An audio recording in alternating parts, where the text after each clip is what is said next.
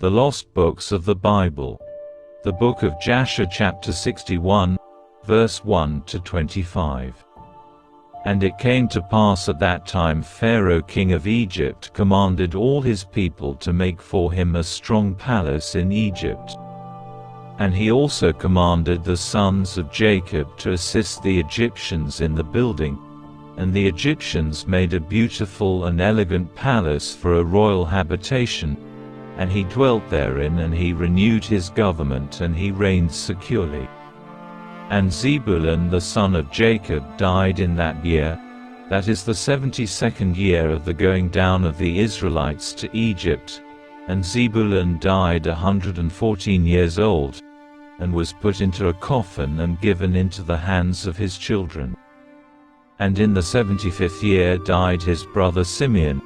He was 120 years old at his death, and he was also put into a coffin and given into the hands of his children. And Zepho the son of Eliphaz the son of Esau, captain of the host to Angeas king of Dinhabah, was still daily enticing Angeas to prepare for battle to fight with the sons of Jacob in Egypt, and Angeas was unwilling to do this thing, for his servants had related to him all the might of the sons of Jacob, what they had done unto them in their battle with the children of Esau.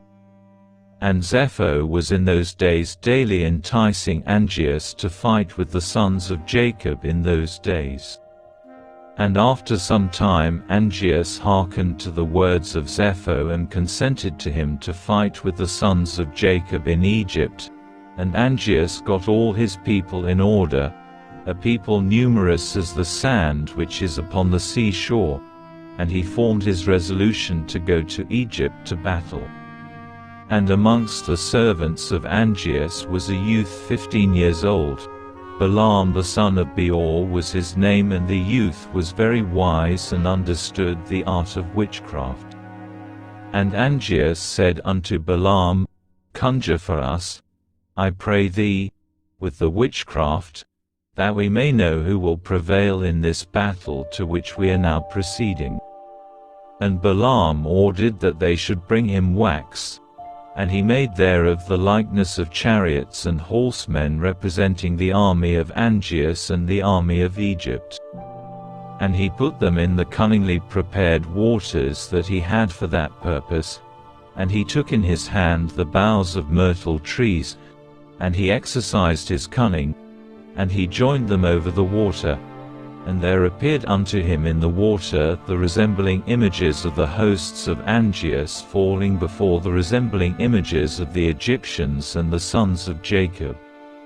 And Balaam told this thing to Angeas, and Angeas despaired and did not arm himself to go down to Egypt to battle, and he remained in his city.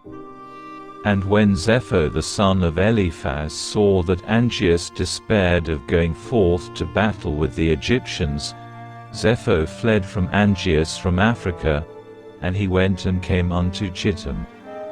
And all the people of Chittim received him with great honor, and they hired him to fight their battles all the days, and Zepho became exceedingly rich in those days.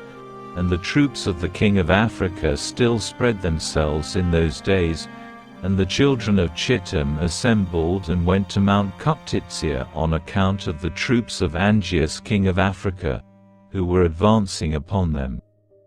And it was one day that Zepho lost a young heifer, and he went to seek it, and he heard it lowing round about the mountain. And Zepho went, and he saw, and behold, there was a large cave at the bottom of the mountain, and there was a great stone there at the entrance of the cave, and Zepho split the stone, and he came into the cave, and he looked, and behold, a large animal was devouring the ox. From the middle upward it resembled a man, and from the middle downward it resembled an animal, and Zepho rose up against the animal and slew it with his swords. And the inhabitants of Chittim heard of this thing, and they rejoiced exceedingly, and they said, What shall we do unto this man who has slain this animal that devoured our cattle? And they all assembled to consecrate one day in the year to him. And they called the name thereof Zepho after his name. And they brought unto him drink offerings year after year on that day. And they brought unto him gifts. At that time Janiah the daughter of Uzu, wife of King Angeas, became ill, and her illness was heavily felt by Angeas and his officers. And Angeas said unto his wise men, What shall I do to Janiah, and how shall I heal her from her illness? And his wise men said unto him, Because the air of our country is not like the air of the land of Chittim, and our water is not like their water, therefore from this has the queen become ill. For through the change of air and water she became ill, and also because in her country she drank only the water which came from Perma, which her ancestors had brought up with bridges. And Angeas commanded his servants, and they brought unto him in vessels of the waters of Perma belonging to Chittim, and they weighed those waters with all the waters of the land of Africa, and they found those waters lighter than the waters of Africa. And Angeas saw this thing, and he commanded all his officers to assemble the hewers of stone in thousands and tens of thousands. And they hewed stone without number, and the builders came and they built an exceedingly strong bridge, and they conveyed the spring of water from the land of Chittim unto Africa, and those waters were for Janiah the queen and for all her concerns, to drink from and to bake, wash and bathe therewith, and also to water therewith all seed from which food can be obtained, and all fruit of the ground. And the king commanded that they should bring of the soil of Chittim in large ships, and they also brought stones to build therewith, and the builders built palaces for Janiah the queen, and the queen became healed of her illness.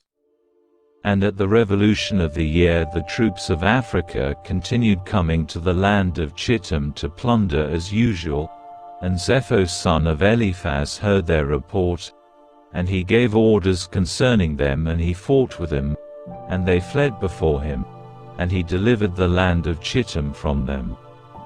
And the children of Chittim saw the valor of Zepho, and the children of Chittim resolved, and they made Zepho king over them, and he became king over them, and whilst he reigned they went to subdue the children of Tubal, and all the surrounding islands. And their king Zepho went at their head, and they made war with Tubal and the islands, and they subdued them. And when they returned from the battle they renewed his government for him, and they built for him a very large palace for his royal habitation and seat, and they made a large throne for him, and Zepho reigned over the whole land of Chittim and over the land of Italia 50 years.